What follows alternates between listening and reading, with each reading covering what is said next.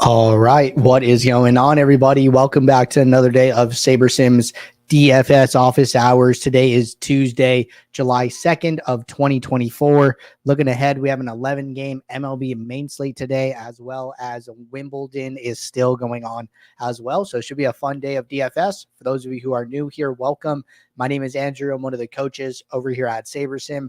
This is a show where we go over how to use the SaberSim app, answer any and all DFS related questions. You get your questions in one of three ways here. First off, send us an email, support@sabersim.com. Second, post it live in the YouTube chat. Third way, post it in the office hours channel in our Discord server. If you're not in our Discord and want to get access to that channel, there is a link in the description of this video. You also get access to our similar channels, individual sport channels, and you get access to the rest of the SaberSim teams. Can't say enough good things about the Discord. With that said, we do this show Monday through Friday, 4 p.m. Eastern. We do this show on Saturdays at 11 a.m. Eastern. So tune in and get your questions answered. But with that said, we're going to jump right in here. Going to get the SaberSim app pulled up. Just a couple questions to get us started today. So if you guys have questions, now is a good time to get those in the queue. But going to start with this first question that came in Discord, and then we will jump over to the live YouTube chat. So first question came in from Sig Hemi.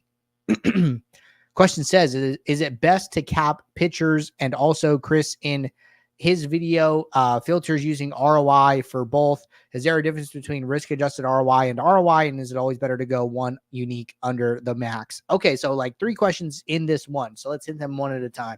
First question is it best to cap pitchers? You know, the idea of capping pitchers is really, a question of risk tolerance for yourself. Some people will say like, oh, having one pitcher in 50% of my lineups is just too many. I would never want to have that pitcher in that many lineups. Some people say, hey, I'm comfortable having a player in all of my lineups. I don't care. I think they're, a great play. So that's one aspect. A second aspect is, well, how high owned is this pitcher, right? If, we're playing a 3-game slate and what's a great pitcher?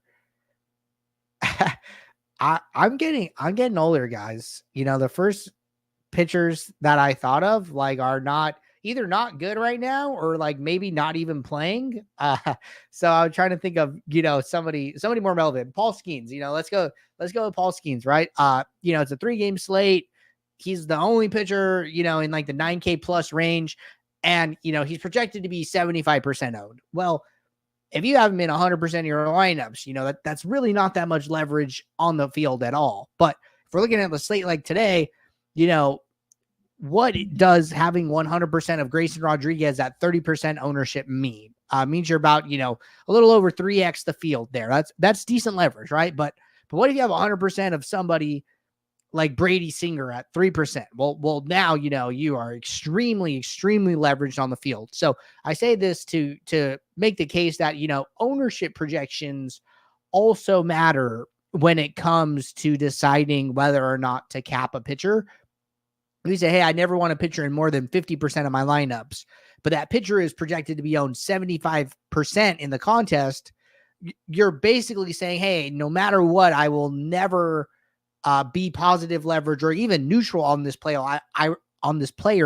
I will always come in under the field because I'm setting that cap. So think about pitcher caps in terms of ownership projection and leverage. And just remember that, whatever the right answer to the question is, it's whatever one makes you feel comfortable. Some people don't care. They want to let it ride. They're okay going all in. Some people like to be a little more conservative, spread out, get different. So whatever one makes you feel better at the end of the day is going to be the right answer. But I think, and more importantly, be aware of the player's ownership and whether or not you are neutral, even, or positive leveraged or negative leveraged on the pitcher. All right. Second question. Is there a difference between ROI and risk-adjusted ROI? Yes, there is. And the main difference here, let's just run some lineups and we could talk about this a little bit. Let's just run 500. And then I think I had some contest sims from a demo. We're just going to keep this contest sim for the $4.20 max, and we will use this one for our demo. So just to talk about the metrics a little bit. ROI, just return on investment. Risk adjusted ROI, RAROI stands for risk adjusted ROI, which is the omega ratio of the lineup. My understanding of it is that the risk adjusted ROI is describing the variance of the lineup. So for instance, you could have two lineups that both have 100% ROI. Great. But one of the lineups won the contest 3 times in the contest sim and never cashed again. And then the second lineup maybe only won the contest 1 time, but had a higher cashing rate, had a lot of higher percentile finishes. So both ended up at 100% ROI, but they got there very differently. Well, the second lineup that only won once, but had a better cash rate, better finishes, that lineup is going to get a better risk-adjusted ROI score than the lineup that only won 3 times and never cashed again in this extreme example. And that's because that lineup ends up being way higher variance. And according to the omega ratio, you're going to want to play the second lineup rather than the first. So that is, kind of the difference between the two metrics. As far as what you are seeing here when the contest sim runs and when you see the stats. So for the ROI, that is like, on a lineup by lineup basis, that is the true return on investment percentage that the lineup achieved in the contest sim. The risk adjusted ROI is not an exact calculation. So ROI, win rate, cash rate, ROI standard deviation are all, exact mathematical, descriptors from the contest sim. What risk adjusted ROI does is, like I said, it looks at the other variables and then comes up with a score. Now, we needed to figure out a way to describe this score. So you can't like put numbers together and get the risk adjusted ROI percentage of a lineup. It is kind of like a made up number that we have that like reflects sim ROI. So how exactly that is calculated, I'm not sure, but the ROI is a real calculation from the contest sim. So I think that's why Chris in the video filters by ROI.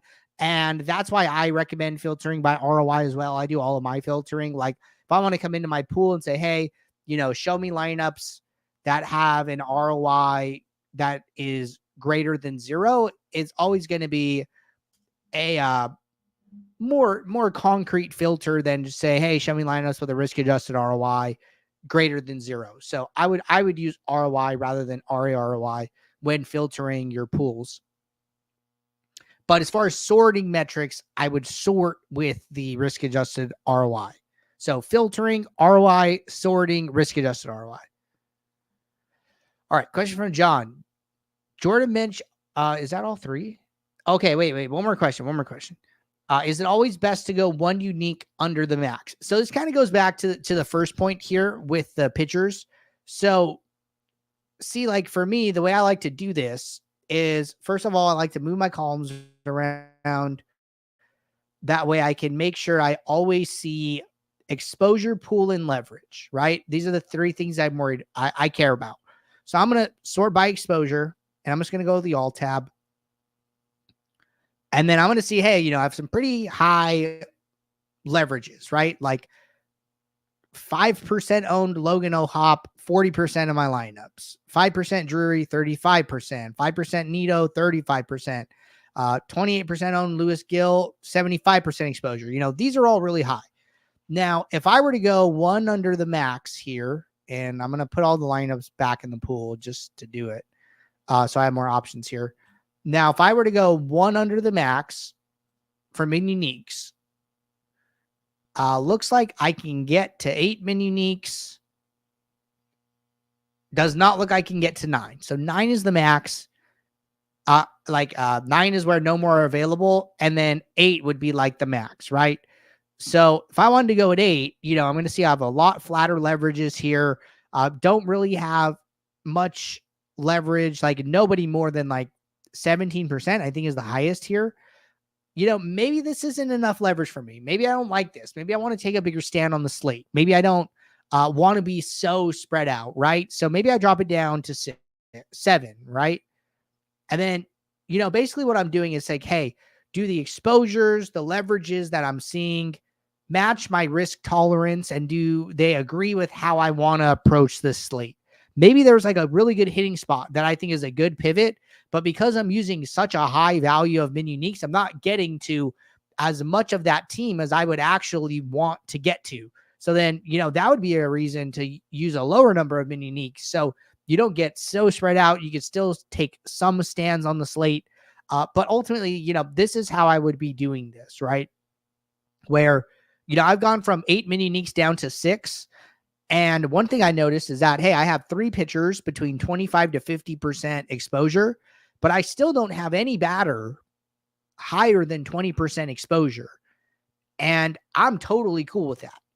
Not having any batter more than 20% owned, having pitchers a little bit higher exposed, but also a little bit higher owned. Like, I would be comfortable at 6 min uniques here, even though 8 is the max, 7 is one less than the max. To me, 6 makes sense, right? But like, that is my opinion. And, I might even go look at 5. Like, hey, what does 5 look like?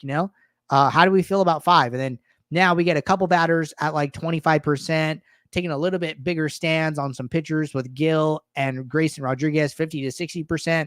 Some people might see this and be like, hey, these 2 pitchers are really good. They're chalkier. I'm getting leverage on the chalky pitchers. I want to play, more of like the best pitchers on the slate and then spread out on my batters. No more than 25% is fine for me. I'm happy with this, right? So like 5, I could see a case for playing 5 min uniques. I could see a case for playing 6. I could see a case for playing 7, right? So you got to figure out, hey, how is this affecting my lineup set? Do I agree with the changes that are taking place? And which one makes me feel the most comfortable about, no matter what happens at the end of the night, I'm happy with the lineups that I ultimately submitted here. So that is how I would approach trying to answer those questions.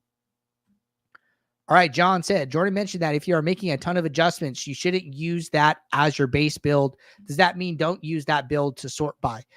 So basically what he's saying is like, hey, if I'm coming in here, making a bunch of minimax exposures, making all these changes, you're going to have less lineups in your pool that meet those adjustments. What a better thing to do is to make all those adjustments, click rebuild lineups, and then now you're going to get a bigger pool of lineups that look more like what you want them to look like. So basically the idea is like, how many lineups are in your effective pool? Like, yeah, we might have 500 lineups here, but there's only 100 lineups that are even remotely close to what you want to play on the slate. So there's, 400 lineups in your pool that are effectively useless. He's saying, don't just use that pool that only has 100 lineups that you actually want to play. Instead, use the rebuild lineups button to get 400 additional lineups that look a lot closer to what you actually want to play on the slate. So he's saying, make your adjustments, rebuild your pool so you have more lineups that are closer to what you want, and then you can diversify further from that second run. So what he's saying is stay in the same build, rebuild the lineups. That way you have more diversification along with your inputs. So that would be my interpretation of what he was trying to say. All right. Next question here from Liam. Oh man, Liam, I missed your question, dude. My bad. I saw it and then I just missed it, but thanks for posting it again. All right. Liam said, is the profit plan still the latest advice, contest and bankroll management wise, or if not, what are the latest thoughts? Do you have anything else you personally do that you would recommend? Okay, good question. So yes, the profit plan is still the best advice. The profit plan, I would say one thing that can happen here is it could be a little bit hard to understand what to do when you start to play more and more volume. And one thing I would recommend is, I was actually having a conversation about somebody with this, with a game plan earlier today, is that one mistake I made when I was like scaling up stakes was, you pick a slate, right? You pick like a main slate and then you fill out all the low contest stuff. Well, then from there, you have this additional bankroll. What do you do, right? And it's very easy to continue to scroll up and down the lobby and then just go and play the next biggest thing and then go and play the next biggest thing. What I would highly recommend doing is going and playing the additional classic slates across all sites. So I did the math for this in, I think, NBA season, and contests that were like under $3, like all profit plan type contests across Owner's Box, Yahoo, MLB, I'm sorry, Yahoo, Owner's Box, DraftKings, and FanDuel. For NBA, you could get down like $1,500 to like pushing $2,000 just in like the best contests, including classics and showdowns. Now, if you only did classic, it would still be like a pretty high number, but in basically instead of increasing the number of contests within a single slate, just increase the number of slates you're playing across all sites. So go play all 4 classic slates on DraftKings. Go play all 1, 2, 3, 4, 5, 6. We don't support strikeout only. Go play all 5 classic slates on FanDuel. Go play the ones on Yahoo. Go play the ones on Owner's Box. And like what this almost does,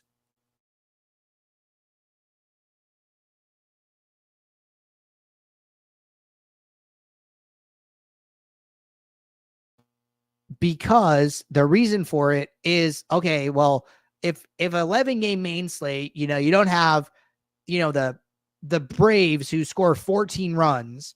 Well, you might be like really, really out of luck now.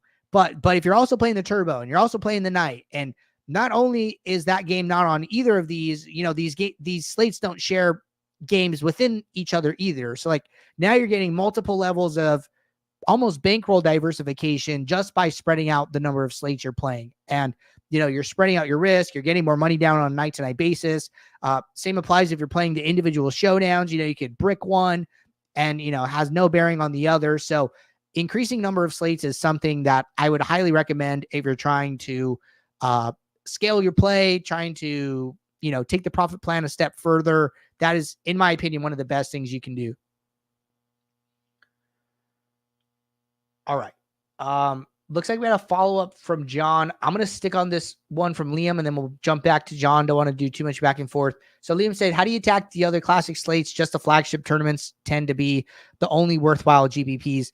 I guess it depends what you have access to, but I know that they usually run like a quarter jukebox, a $1.20 max, and then like probably like a few single entries. I think there's usually like a $5 single entry or something like that. And it just depends, how much bankroll you have available. But I mean, that right there for like some players, like an additional like $30 times like 3 slates, like with like the second turbo and the night is, going to make an impact for them. One thing as far as like flagships would go, I actually like the idea of playing the flagships on the alt slates first. Like they're a little bit smaller. You don't always have to 150 max them, even though some of them are, but like some of them might be like a 70 max, some of them might be like a 90 max or something like that. So you're getting a little bit smaller field overall with the number of entrants. Some of them could be a little bit cheaper, like they could be like $10 instead of 18 or something like that. So I kind of like the idea of playing the flagships on the alternate ones too. I think FanDuel runs like a $9 flagship as opposed to like, the $15 and things like that. So there's different ways of like kind of maneuvering that, but I kind of like, play the flagships on the turbos, the nights, and then play the flagship on the main like last.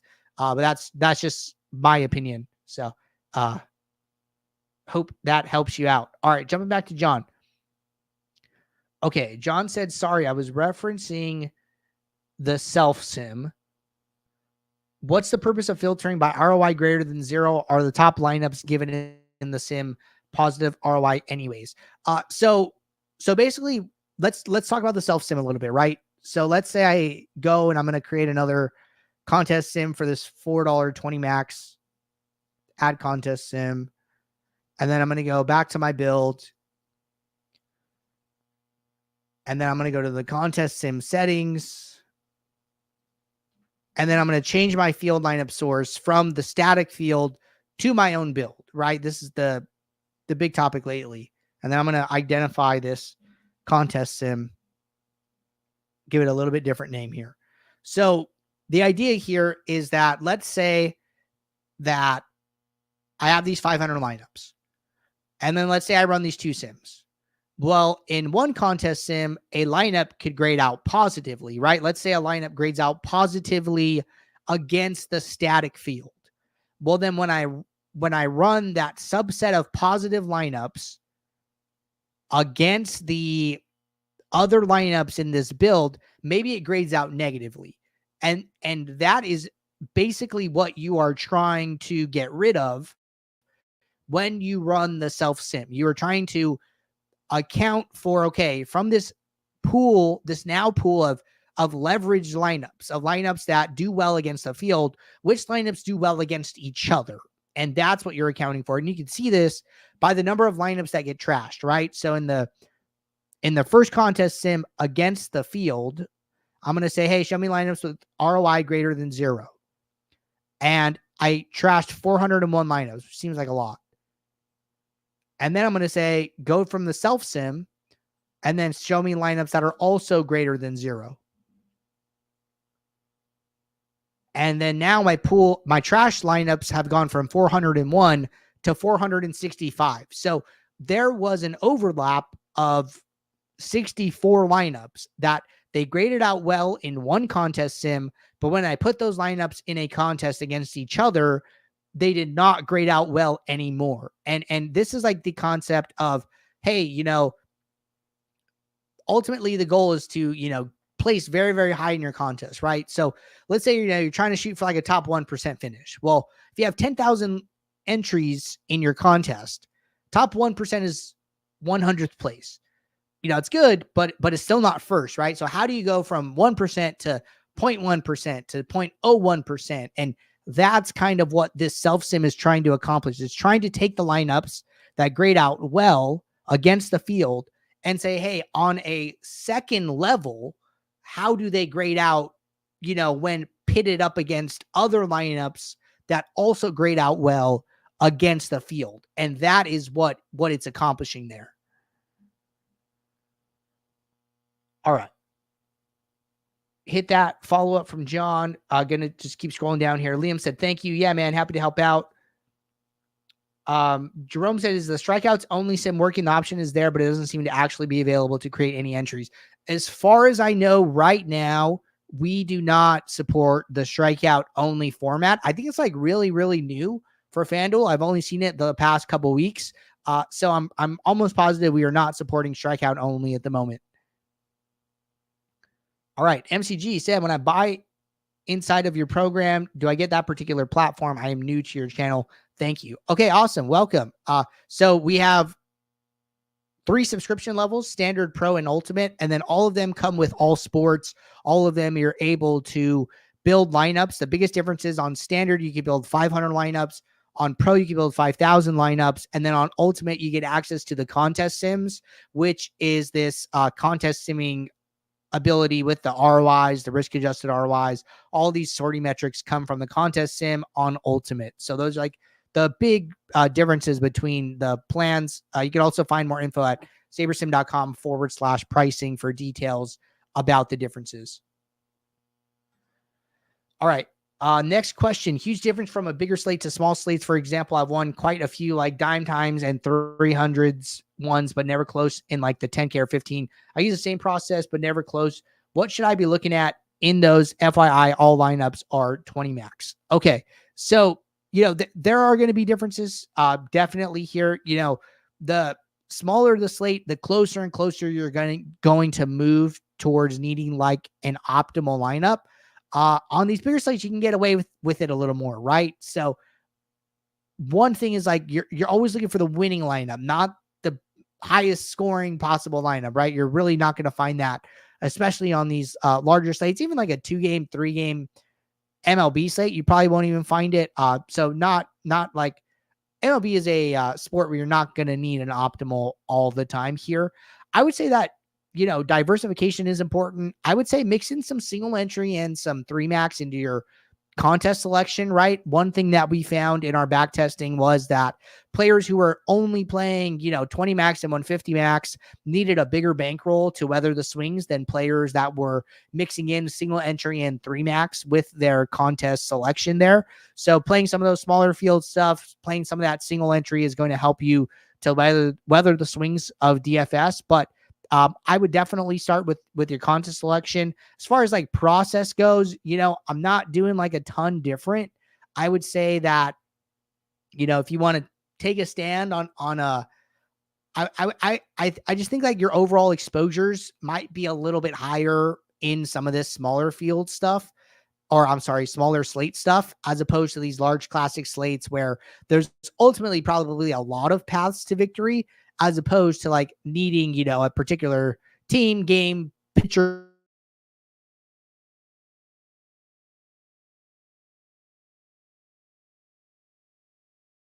Follow up from John. Aren't lineups that are being trashed probably at the bottom anyways? Not necessarily, right?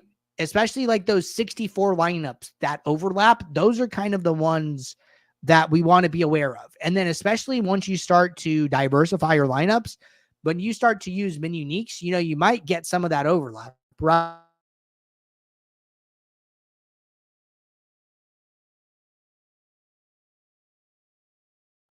You might be likely to come across one of those lineups if you are going further and further down in your pool. So that is another reason to be aware and be careful when doing it. It is just simply better and easier to do both of the filters there and to get rid of that overlap than to, not do it. All right. Looks like we are caught up here in the YouTube chat, also caught up in the Discord. So appreciate you guys tuning in. I will be right back here tomorrow, Wednesday, July 3rd, for our next show. Happy to be back. Hope you guys enjoyed having Jordan for a couple days here. And until tomorrow, everybody, take care. Good luck. I'll see you all. Thanks. Bye.